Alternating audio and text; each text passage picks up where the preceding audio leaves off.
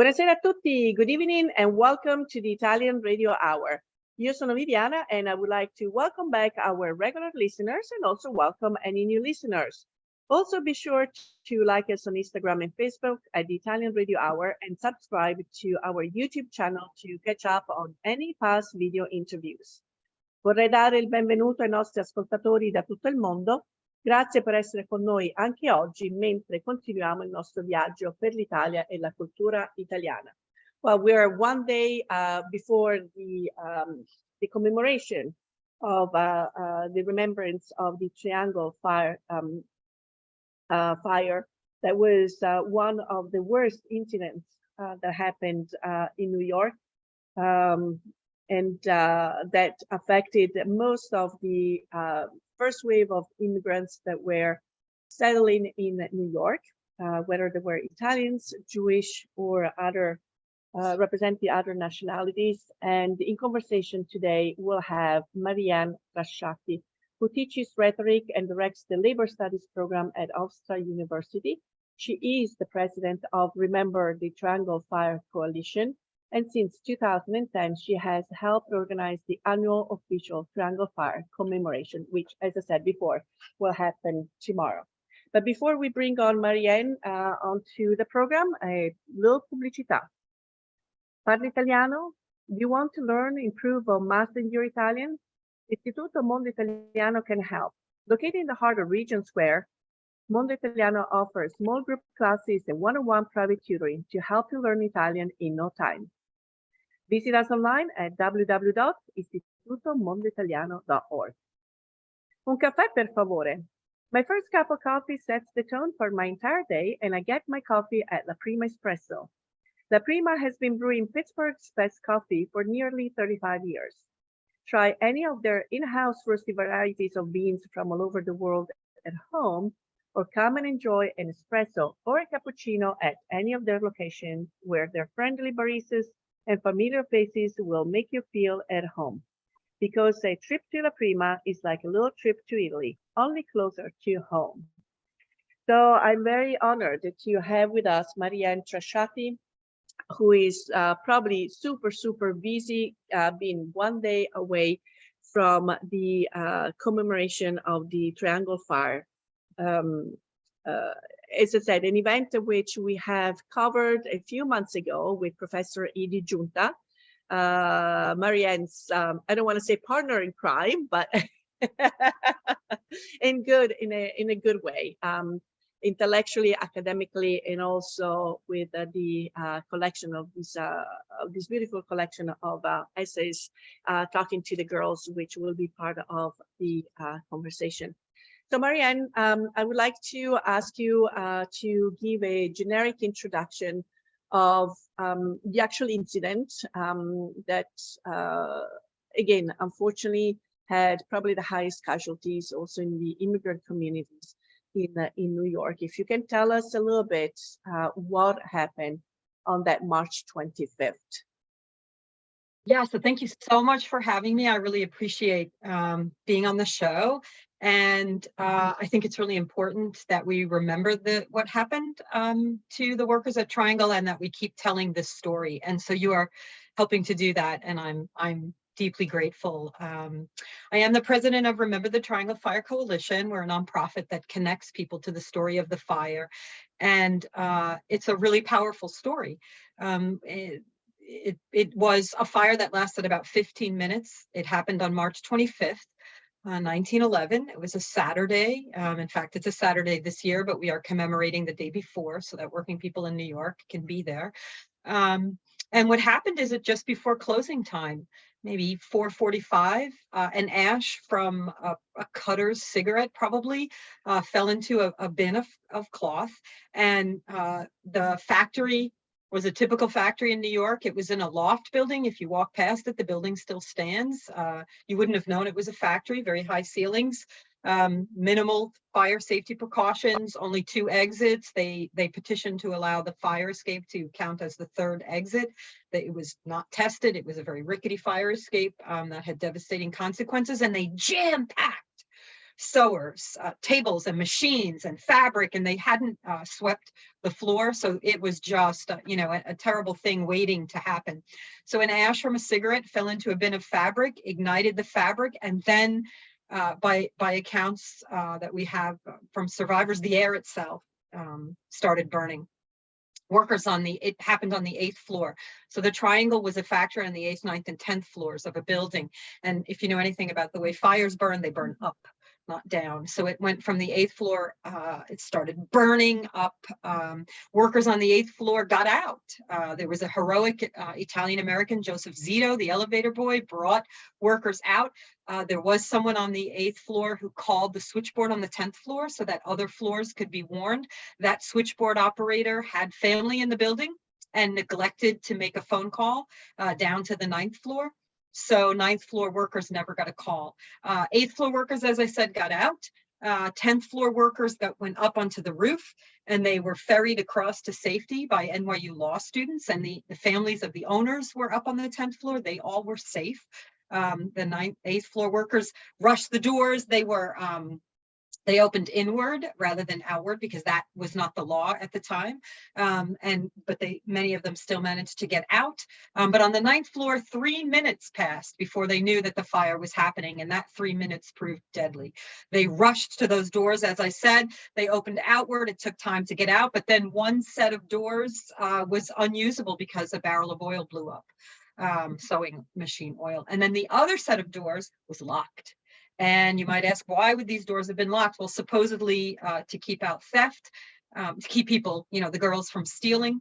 And we know that that rarely happens. So the real reason is to control the workers and also to keep union organizers out. Triangle was not a union shop. There had been a major strike in the industry in 1909. The Triangle owners refused to settle, refused to allow a union or to update the safety features of the building. So workers on the 9th floor were trapped. And they were terrified. Many of them rushed into that elevator. Joe Zito kept it going until it essentially, stopped working.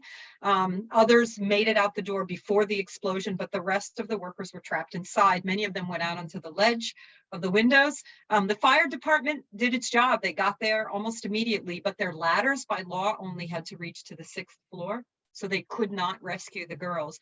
They put out nets, and the girls were so desperate not to be consumed by fire that they jumped from the 9th floor. I have been on the 9th floor. It's an awful experience to look out those windows and think how desperate must these young women, some of them 14 years old, to escape fire, that they would jump. And you think about 9/11 and other tragedies where you see people jumping. It looks irrational, but it's not. It's your last best hope. Over 60 workers jumped. They broke right through the nets. New Yorkers were gathered around, horrified at what was happening. They looked up, they saw girls on the ledge and begged them not to jump, and the girls jumped, and then they looked down and saw bodies smashed through the sidewalk. There was a reporter on the site. His name was William Gunn Shepherd. He called his editor, and he described the sound of the bodies hitting the ground, and he said it was thud, dead, thud, dead, thud, dead, and it was, he said, the worst sound he had ever heard in his life.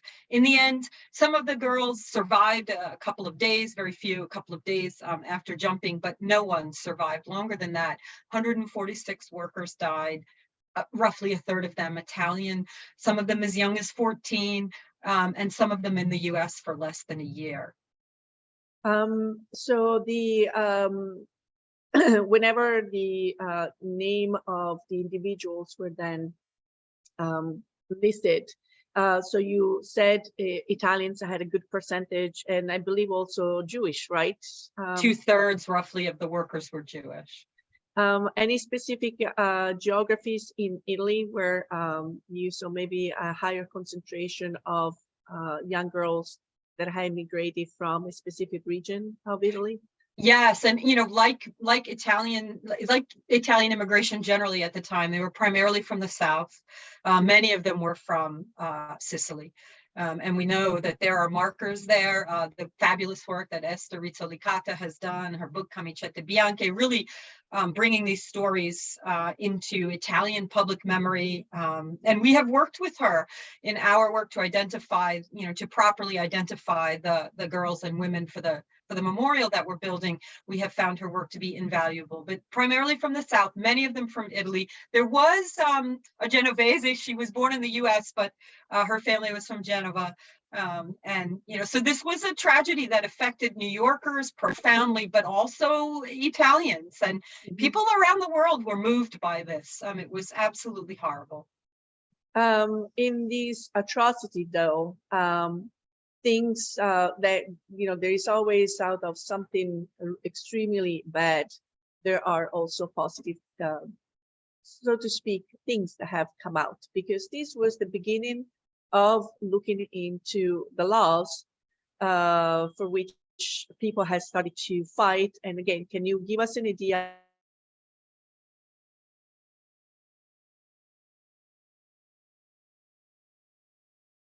Oh my goodness. Hello? Am I doing the math correctly? So the event was 1911. Mm-hmm. And so what has been done since then, and what still needs to occur? And I believe I heard you in an interview where actually your mother was saying that maybe her working conditions, I don't remember, maybe I'm like, you can, were better because of what happened in the Triangle factory. Can you please elaborate on what has come out of this that we can somehow still celebrate, or we still need to fight for? Yeah, that's a great question. So, I study labor history, and many of the stories, most of the stories are sad or just terrible. People die, people lose their fight, their strikes or whatever. People get physically assaulted trying to fight for their rights. The Triangle is a different story. It's awful. 146 people died. It devastated New York, and as I said, families all around the world. People knew about this, but unlike most stories in U.S. labor history, there is something very positive that happened afterward. People were furious about this. The night of the fire, family members and people of the community stood in front of the building, crying, wailing, shouting the names of their loved ones, almost like, trying to get them to come back out of thin air. They were extraordinarily sad. And then they got angry and they realized, like, this didn't have to happen. The doors were locked. There was, the safety measures were not being taken. People who owned these factories were putting profits before people. And the working people and the politicians of New York decided that something had to be done. So workers got together and they started organizing. They organized a general strike in the garment industry in New York City. Italian women became very militant. They started joining unions. If you have heard about the Bread and Roses strike in Lawrence, Massachusetts, that was Italian women played an incredible role in that, in Paterson, New Jersey. So they really started fighting. And the government of New York City and New York State realized that they had to join this fight. And so they assembled a factory investigating commission. Frances Perkins, who was a young social worker in New York, having tea in Washington Square Park. She lived a very comfortable life. She saw this and was forever moved by it, and it changed her life. She became an investigator for the Factory Investigating Commission. She and others toured factories all over New York State. They saw up close and personal how immigrant workers were being treated, and workers born here in the US. The lack of sanitary conditions, the lack of safety measures, the poor pay, the children working. They reported back to the state legislature of New York, and the legislature responded with laws to begin, because we don't get child labor laws in the US till the 30s, but to begin to restrict child labor, to require safety features in public buildings and public workplaces. So if you go into a building in New York and you see doors that open outwards, or exit signs, or maximum occupancy signs, or if you have a fire drill, or if you recognize that the fire escapes are sturdy and they've been tested, because the girls who tried to escape and the fire escape at the Ash Building in 1911. They actually died on the fire escape. Some of them got impaled by the steel from this fire escape. It had not been tested. It was awful. We think it just fell off the building. That will not happen anymore. So the Triangle Fire really led to a lot of reforms in legislation to keep us safe, to keep workplaces cleaner and healthier, and to minimize child labor. And ultimately, the Triangle Fire contributed to the New Deal. Frances Perkins, that social worker in the 1930s, would become Franklin Delano Roosevelt's first female cabinet member, the Secretary of Labor. When she went in to meet with Franklin Roosevelt, she had a list of demands, many of them inspired by her experiences seeing the Triangle Fire and visiting factories. And so much of the New Deal is a result of the Triangle Fire and Frances Perkins' determination.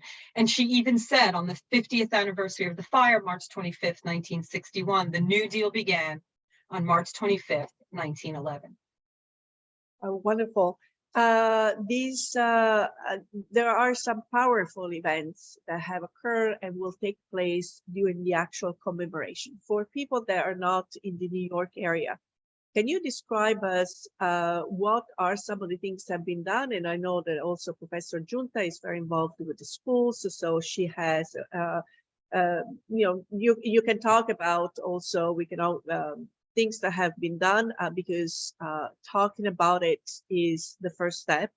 So the younger the audience is, the longer the conversation will last. And also not only here in the US, but also in many other countries which have had similar or might still have similar conditions. But let's talk about what a commemoration of the 25th usually feels like. What are some of the things that now occur that are really impacting profoundly all the participants there? And I believe this year there will be some sort of streaming as the event takes place. Yeah, so the building where the Triangle Fire happened was called the Ash Building. It was at the corner of Washington Place and Green Street in Greenwich Village, just 2 blocks east of Washington Square Park. And that was where garment manufacturing, where clothes were made in the US at the time. New York was a center of manufacturing for women's clothing, especially. And the items of clothing that were made by Triangle workers were women's blouses. They were called waists. That's why it was the Triangle Waist Company or the Triangle Shirtwaist Factory, right? And so, but that area was also very fashionable. That's why a very comfortable middle-class woman like Frances Perkins would be there, right? It was like kind of a place where New York met. The immigrant New York met the upper scale New York, manufacturing met, professional New York.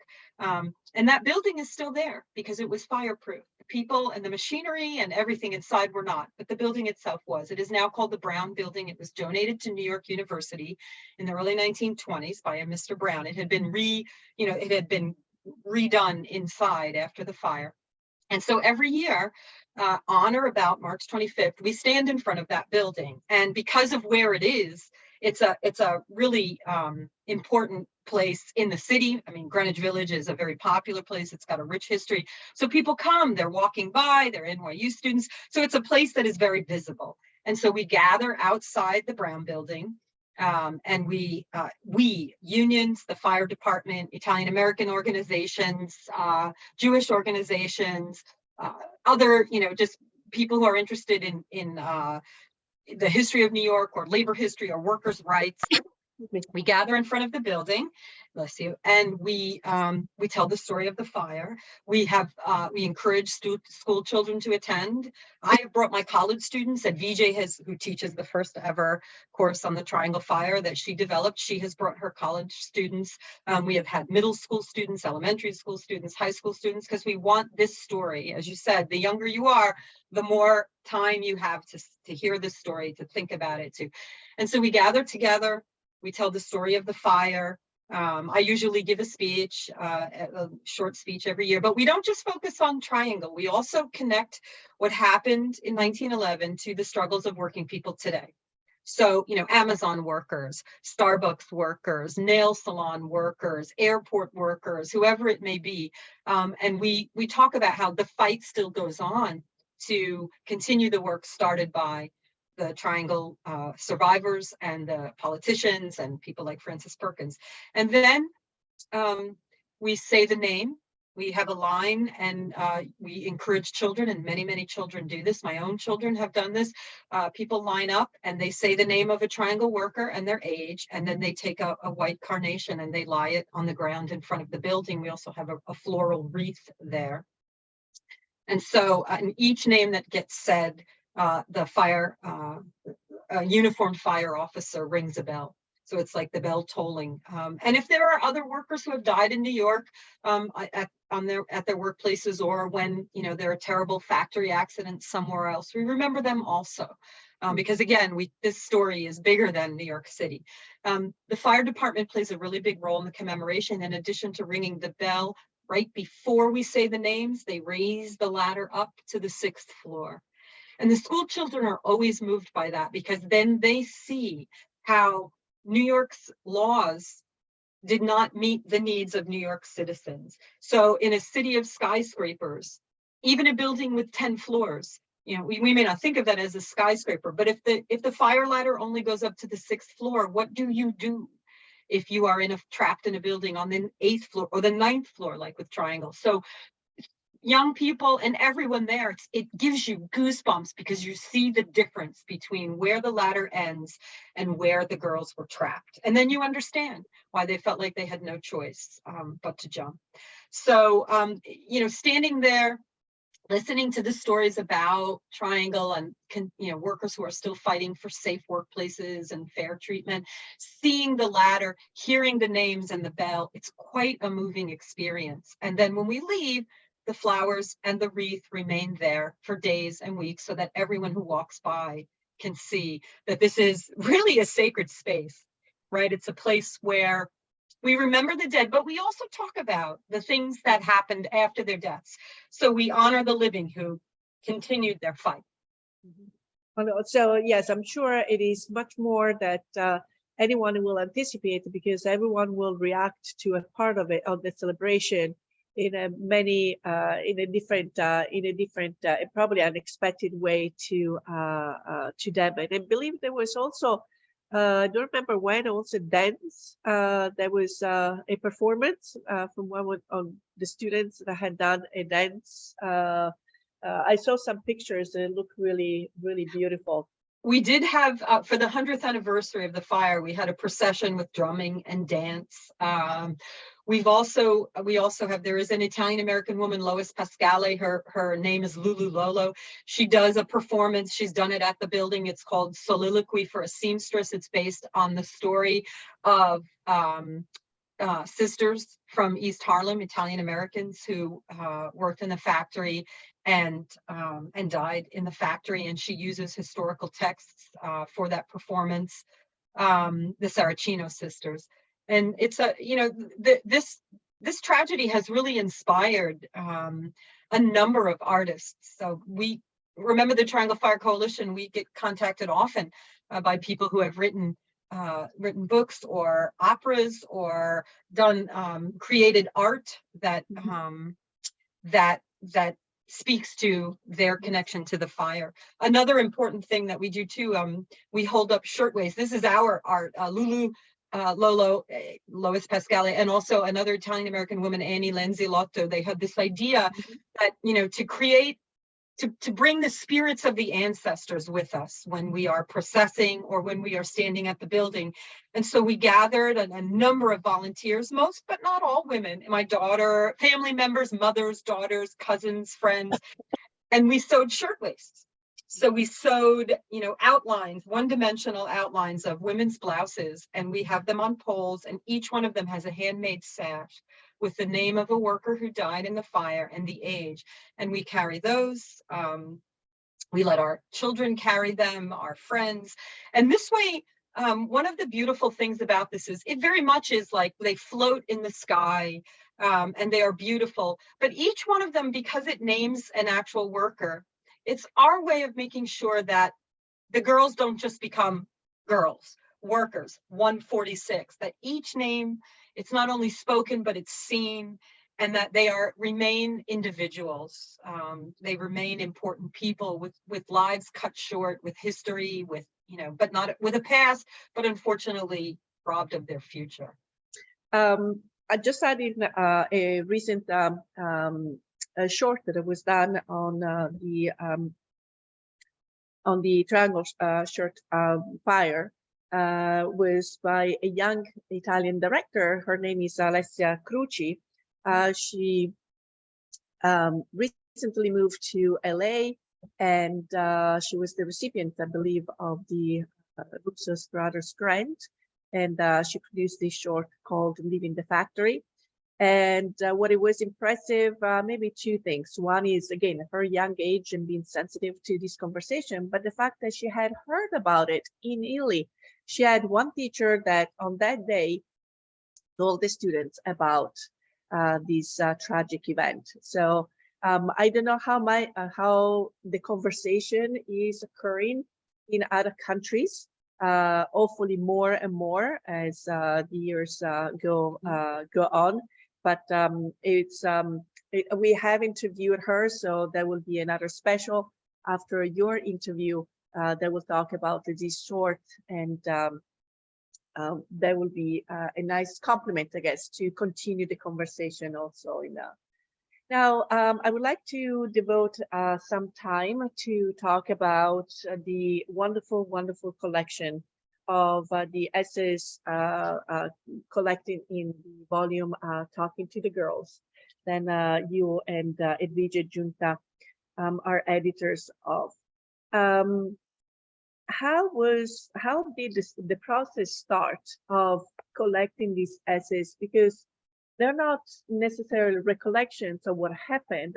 It's more like how this incident affected or somehow touched the lives of people that have submitted essays. So how did the project start, and what was the path to then come to fruition in this beautiful book? Well, you're right. The book it contains personal essays, but we call it intimate and political essays, right? So it's Talking to the Girls, intimate and political essays on the Triangle Shirtwaist Factory fire, because so many people feel connected to this story, and they have a very visceral, personal, intimate sense of connection, but it also inspires them to do political work. It informs their teaching or their artistic production or their organizing or their activism in other ways. And that's what we are trying to do in this book, or what we have done in this book, is to really capture this intertwining of intimate and political. Edvige Giunta and I, whom I just adore, my co-editor, she is from Sicily, from Gela, and my family is from Umbria. My grandparents came from Foligno. So I'm an Italian American. She is an Italian living in the US. We've known each other for years. And she grew up hearing the story of Triangle in Sicily as a feminist, right? And on so many Italians, and I think Eddie as well, just assumed the fire happened on March 8th because the story is so often told on 8 Marzo. I grew up here in the US, but I heard from my mom as a young woman. I learned about Triangle in school. I had a very progressive Catholic education. It really was incredible. And when I told my mother we were learning about this, she told me, my mother, who was a garment worker, that she knew she was safe because of what had happened to those poor girls at Triangle. So Edvige and I both had this very intimate connection to the fire, but we also were doing political work around the fire through our teaching, or my work with the Remember the Triangle Fire Coalition. And I remember one time having a conversation, and we just said, we need to do a book. Like, we need to do a book because we are not the only ones who have this experience. And so we did. We started, as most things do, with people we know, people who had been doing this kind of work that we had encountered at conferences, or in front of the Brown Building for the commemoration, or just at parties. And we issued a call, and a number of people responded to the call. And then we just identified people who maybe didn't see the call or we didn't know personally who were doing this incredible work, labor organizers or artists or teachers or whatever, and asked them if they would like to contribute. And they did. Many of them were people we knew, but many of them were people we hadn't yet met. And we'd said to them, tell us your story about, don't tell us about the fire, because we'll do that in the introduction. Tell us about your relationship to the fire and how your life or your work or your art, whatever it is, has been shaped by that. And it was a really incredible, intense, and beautiful, wonderful experience. And we created what has been called a written memorial to the fire, and what Edvige has called a collective memoir, because it really is. You don't just read about the contributors' work. You finish reading their essays and you know them. Francis Perkins' grandson. Rose Schneiderman, this incredible labor organizer. Her great niece. Annie Lindsay Lochdo. Michelle Fazio, who's researching her family's connection to the labor movement, and because of a conversation with her grandmother at the dinner table, her nonna, about the fire. So it's incredible. It's really one of the most intense and beautiful projects I've ever worked on. And after a while, Edvige and I would joke that we really had one brain, because our own intimate relationship, our friendship really deepened through this process that was also at the same time very political, right? You don't tell a story like this in a non-political way, because it's a political story, but it's also deeply intimate. Along the essays, can you tell us a little bit about who is Kalpona Akhter and your interview to Kalpona? Yeah, so the title of the book, which we had from the very beginning, Talking to the Girls, Intimate and Political Essays on the Fire. Usually publishers want you to, they say, yeah, that's a fine working title, and then they change it. They loved this title, and we love the title. And the idea is, that we are talking to the girls of Triangle, letting them know that they're still remembered, but also talking to girls everywhere around the world. But also listening, right? You shouldn't just talk. You should also listen. And so the way we structured the book, we have essays on in the categories of witnesses, families, teachers, movements, and memorials. And then finally, we have an interview with a garment labor activist who was a child garment worker, Kalpona Akhter, and it's called Listening to Kalpona. So that we want to be clear that we are talking, but we are also listening, that both of those are very powerful acts. And so Kalpona Akhter started working in a garment factory when she was quite young, she and her brother. Her parents, her dad had become ill, and her parents were struggling, and child labor was, the one way the family could survive. And she talked about, we interviewed her, it was a early morning Zoom interview, and she was at a cafe in Bangladesh, and Edvige was in New Jersey, and I was in New York. And we had some questions, and we asked her, and then the conversation just took off, and it was incredible listening to her, her experiences about being a child worker, about trying to organize a union in her factory, about the terrible tragedies of the Tazreen factory fire, and then the Rana Plaza factory collapse, where over 1,000 workers died, how similar they are to Triangle, roughly 100 years later.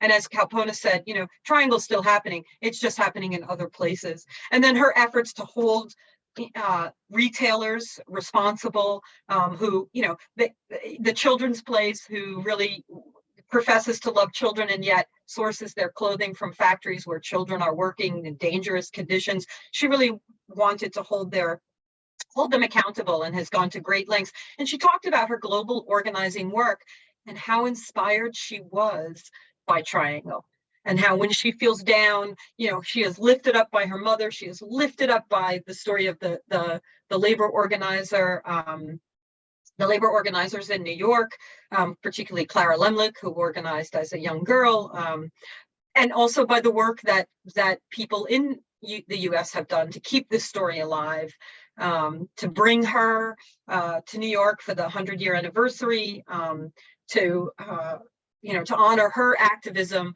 and she honors the work that we all are doing, that you are doing, that everyone does. Because again, the more we tell the story, the more we show people that we need to fight to keep ourselves safe and healthy. The more likely we are to win. Even because in the immigrant community, because obviously immigrant communities will always be, I'm one myself, whether it's also with sometimes we don't stand up for ourselves, so at least we didn't stand up for ourselves because we wanted to fit in, maybe we didn't speak the language, so there are additional circumstances that make us twice, I don't want to say victims, but twice as in danger to not understand the situation. Or I know that another big project is on your plate. It's been on your plate for many years, and that is actually the memorial.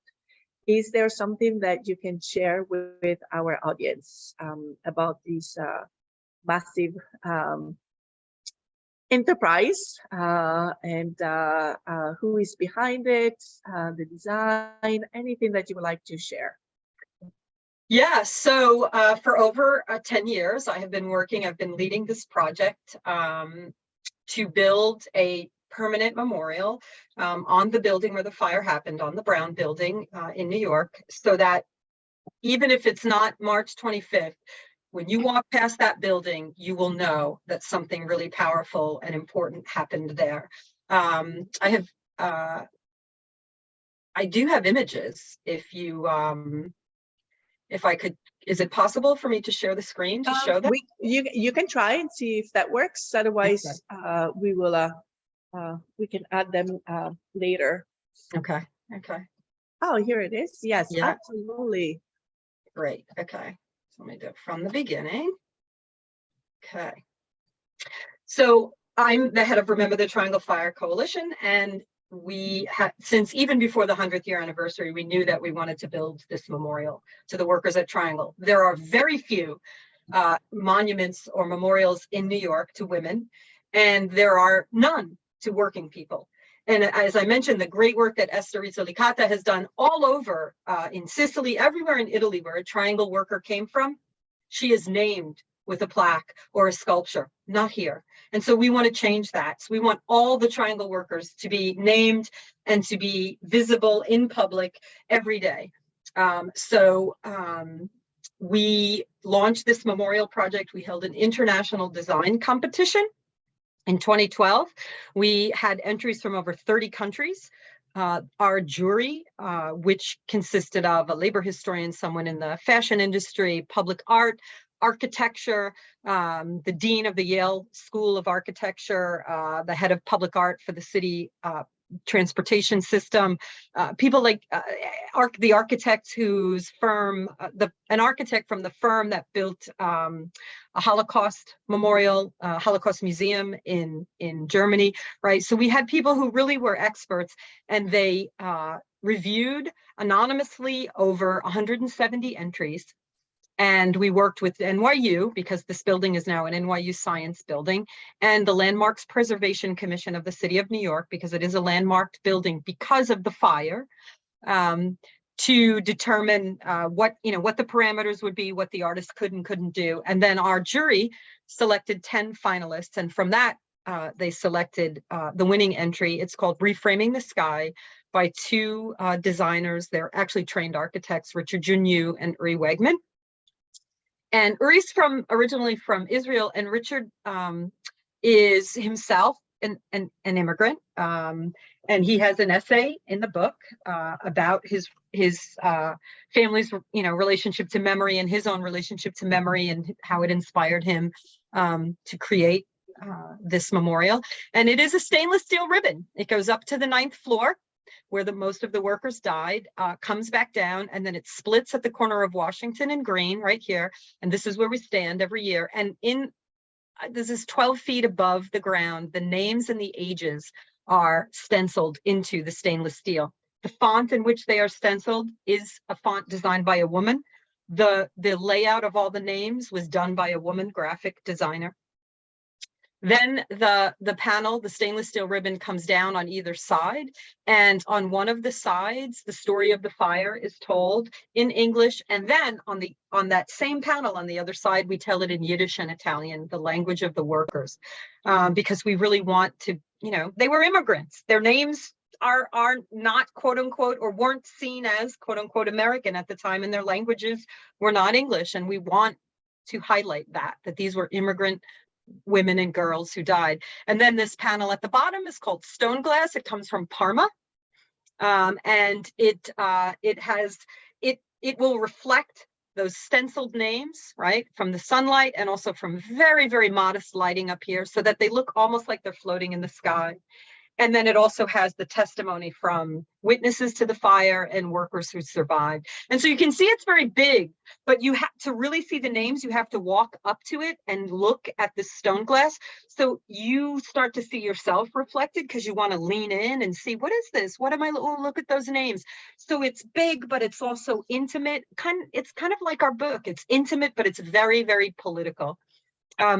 Here is, you can see why we have the ribbon going up, because it's cloth, because they made cloth, but also because the signs on the building at the time went up the corner. So we're really trying to draw on all of these historical parallels. Here's what you will see when you look up from the corner of Washington and Green. You could see those stenciled names, and you can see that the steel wiggles, it bends a little bit, and it has a texture to it. And that is because we wanted it to look like fabric. So the steel was made to twist a little bit like a real ribbon would, but also that texture comes from what we call the collective ribbon. We invited, I guess this was 2016, 2017, we invited people from all over the world with invitations in Spanish and Bangla and Italian and English to submit a piece of cloth to tell us why they feel connected to this story. And then if they could, to come to the Fashion Institute of Technology in New York and help us sew them together. And we made this enormously long ribbon that we then scanned with a drone and took the texture from all of those sewed pieces of cloth.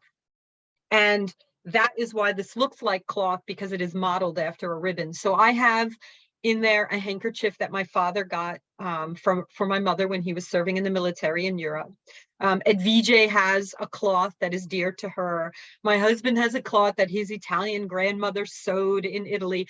And one day we will take our grandchildren there, and they will take their grandchildren there and look up and say, something of ours is in that memorial. So it is very much a community project. This is how the names will look. And you can see that, that we have names and ages. We felt very strongly about having the ages. We want people to see how young these girls were. And then this is, I told you have to actually get up close, right, to experience it. And this is what we imagine it will look like up close. It's a photo that has been kind of edited to look like not a photo, a rendering, right? It's an imagined photo that has been kind of edited to look imaginary, but this is actually what we think the real experience will be like. And if any of the listeners want to learn more, remember the trianglefire.org. That's who we are. We're still taking contributions. We are almost done. We had to raise $3 million. We got 1.5 million from Andrew Cuomo. And we have gotten other donations from unions and individuals who are really committed to this project. And any donation gets recognized. We are, this memorial belongs to all of us. And when we dedicate it, which we are, I'm waiting, I will hear any minute when that actual date will be, but we anticipate will be fall 2023. We will have a major ceremony. Everyone is invited to come. And listeners who have family members maybe who don't speak English, you can read the memorial in Italian. And we invite people from around the world to hold events, to watch the live stream, because we will live stream the dedication. And then when they come to New York, please come and see this memorial that we all built to tell our story. Indeed, it is our story, it's our collective conscience. So just because it happened in a specific location doesn't mean that it's only that experience. We are all workers in our in our everyday professions. And so tomorrow there is going to be also some sort of live stream, or people are able, who are not in New York, will be able to see what is happening. How can people tune in, so to speak?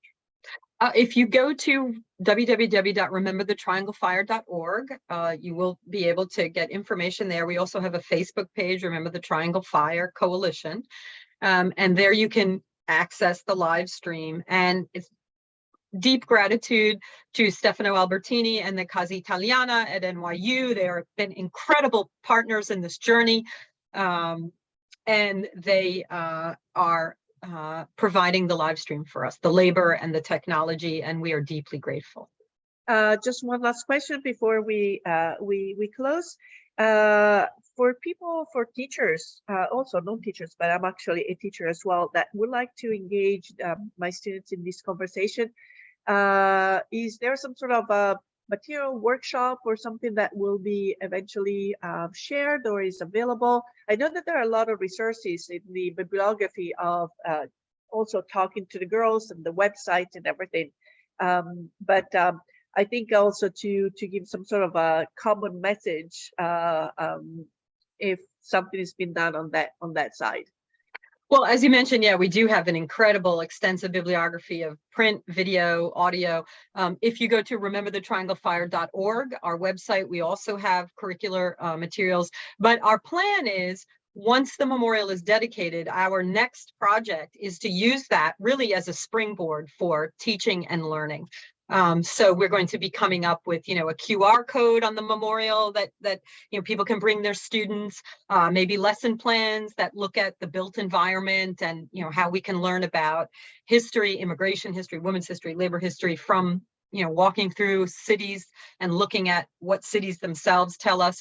So more things will be coming after we dedicate the memorial, but I would definitely check out rememberthetrianglefirecoalition.org and the extensive bibliography that Edvige and I put together talking to the girls. Well, unfortunately, our time together is up. Il Big Ben ha detto stop. It is time for us to say arrivederci e alla prossima. We want to thank you for tuning in into the program. If you have any questions or comments, or if you have any topics you would like us to address, please contact us at theitalianradiohour@gmail.com. We would love to hear from you. And remember, if you or any of your family and friends have missed a prior episode or would like to listen to this episode again, please visit our website at www.istitutomondoitaliano.org and click on the Italian Radio Hour tab. You can also subscribe to the Italian Radio Hour on YouTube, and where you catch your favorite podcasts. We would like to thank our guest, Mary Anne Trasciatti. Our sponsor, Istituto Mondo Italiano, La Prima Espresso e La Boara for the music. Until next time, alla prossima. Ciao, ciao. Thank you.